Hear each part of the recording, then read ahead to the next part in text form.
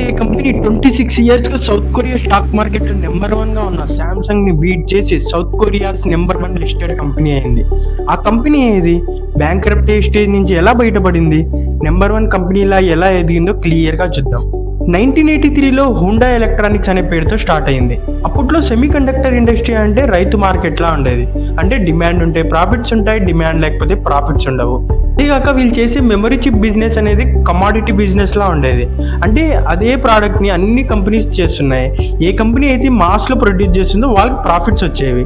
అందువల్ల అన్ని companies suffer అయినా శాంసంగ్ దగ్గర ఉన్న వాళ్ళ దగ్గర అవైలబుల్గా ఉన్న క్యాష్ వల్ల ఇలా మార్కెట్ క్రాష్ అయిన ప్రతిసారి వాళ్ళకి ఇంకో ఫ్యాక్టరీ కట్టేసేవాళ్ళు. ఇందువల్ల కాంపిటేటర్స్ అందరూ వీక్ అయిపోయేవాళ్ళు. ఇంకా 1997లో వచ్చిన ఏషియన్ ఫైనాన్షియల్ క్రైసిస్ తర్వాత ఈ హుండా ఎలక్ట్రానిక్స్ ఆల్మోస్ట్ కొలాప్స్ అయ్యే స్టేజ్కి వెళ్ళింది. అదేగాక సౌత్ కొరియన్ గవర్నమెంట్ పెట్టిన ప్రెజర్ వల్ల 1999లో హుండా ఎలక్ట్రానిక్స్ ఎల్జీ సెమికాన్ని కొనుక్కోవాల్సి వచ్చింది. దాని తర్వాత దీన్ని హైనిక్స్గా రీనేమ్ చేశారు. ఇంకా మీరే అర్థం చేసుకోవాలి, ఆల్రెడీ కొలాప్స్ అయ్యే స్టేజ్కి వెళ్ళిన ఒక కంపెనీ ఇంకో కంపెనీని కొనింది అంటే వాళ్ళ అప్పులు విపరీతంగా పెరిగిపోయాయి. ఎలా అంటే ఆ కంపెనీ యొక్క పరిస్థితి ఎలా అయిపోయిందంటే వాళ్ళ స్టాక్స్ అన్ని పెన్నీ స్టాక్స్ అయిపోయాయి. ఇంకా హైనిక్స్ ఆ టైంలో ఒక గోస్ట్ కార్పొరేట్ కంపెనీలా అయిపోయింది. ఇంకా వాళ్ళకి లోన్స్ ఇచ్చిన బ్యాంక్స్ అయితే వాళ్ళు కంట్రోల్ చేయడం స్టార్ట్ చేశాయి. ఇక్కడ మనం చూస్తే శాంసంగ్ ఏమో ఒక పక్క ఫ్యూచరిస్టిక్ ఫ్యాక్టరీస్ బిల్డ్ చేస్తుంటే ఇంకో పక్క హైనిక్స్ ఇంజనీర్స్ వాళ్ళ దగ్గర ఉన్న ఓల్డ్ మిషన్స్ని ఆప్టిమైజ్ చేస్తూ వాళ్ళ సర్వైవల్కి సరిపోయే చిప్స్ మ్యానుఫ్యాక్చరింగ్ చేస్తున్నారు. ఇంకా 2012 ఈ టైంని గుర్తుపెట్టుకోండి, ఇక్కడ వీళ్ళ టైం చేంజ్ అవుతుంది. అంటే సౌత్ కొరియాలో టెలికామ్ అండ్ ఎనర్జీ సర్వీసెస్ అందిస్తున్న ఒక పెద్ద కంపెనీ ఎస్కే గ్రూప్ హైనిక్స్ని కొనుక్కునింది. అప్పుడు ఇది ఎస్కే హైనిక్స్లా మారింది.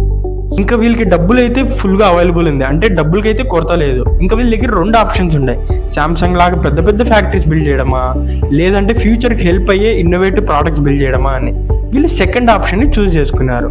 అప్పుడు ఇంకా వీళ్ళు డీర్యామ్ మీద వర్క్ చేయడం స్టార్ట్ చేశారు. అసలు డీర్యామ్ వర్క్ ఏంది? డీర్యామ్ పని ఏంటంటే మన ప్రాసెసర్కి డీర్యామ్ అనేది ఇన్ఫర్మేషన్ని త్వరగా అందియడం. కానీ ట్రెడిషనల్గా ఉండే డీర్యామ్స్ మాత్రం చాలా స్లోగా వర్క్ అవుతున్నాయి. అది అలా ఎందుకు వర్క్ అవుతున్నాయని వాళ్ళు చెక్ చేశారు. వాళ్ళకి బయటపడింది ఏంటంటే ట్రెడిషనల్ డీర్యామ్స్లో మనకి మెమరీ చిప్స్ అనేవి హార్జంటల్గా స్టాక్ చేస్తాము.